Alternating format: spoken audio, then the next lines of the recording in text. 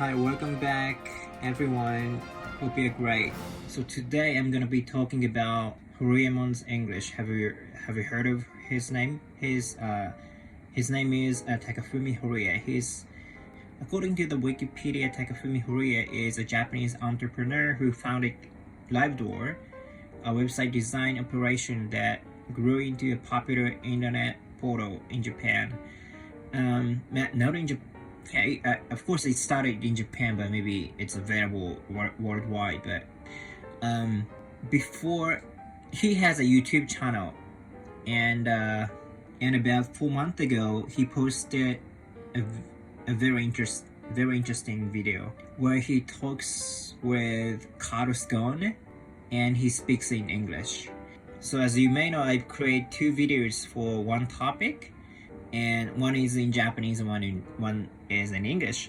And what I'm asking Japanese learners in the Japanese version is that actually in the video he speaks in English but with a very strong Japanese accent.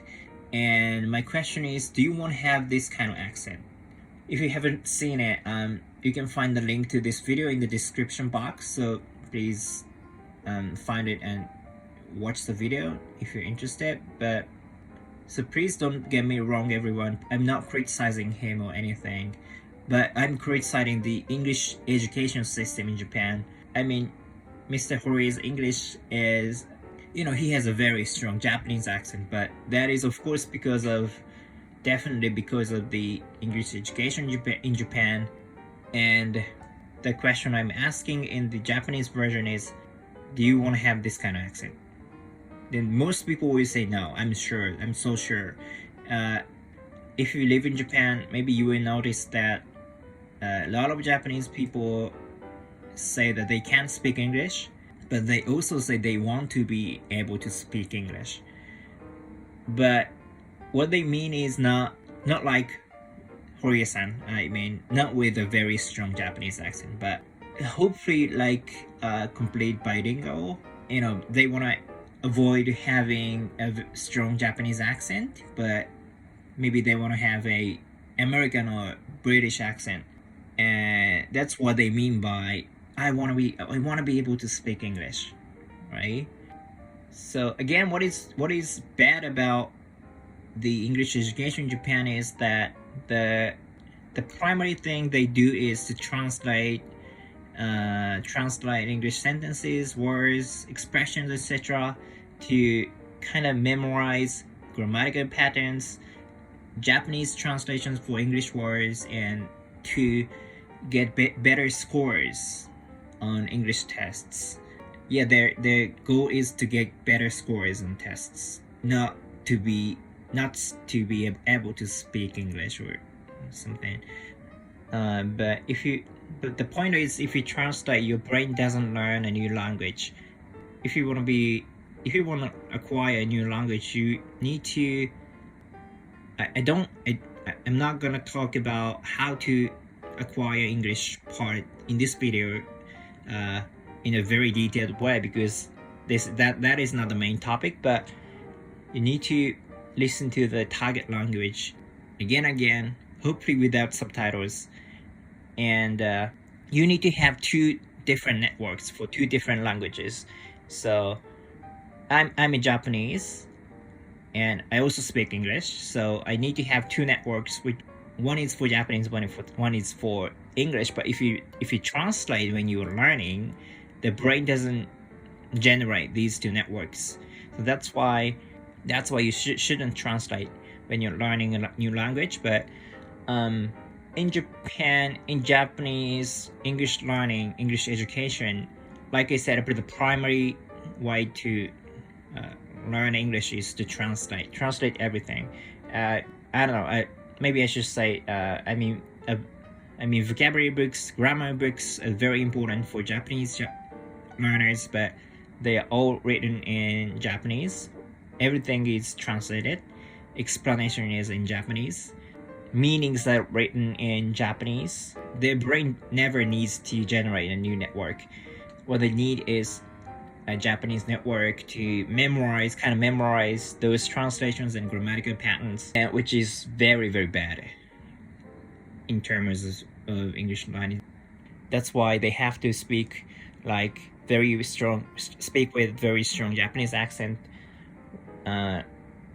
with maybe a very strong Japanese in Indonesian or something. So I am from Hokkaido and I like baseball or something like that. And of course they don't need two networks, and they're using the Japanese network to speak English. So that is happening in Horiemon's brain as well. He's obviously thinking in Japanese and trying to find English words for what he thinks in this video. I think you will be able to feel it and find it. Maybe this is not the ideal way to speak English for you if you are Japanese, and maybe. But so what I can ask you, English speakers, is that do you want to speak English with a strong accent of your native language?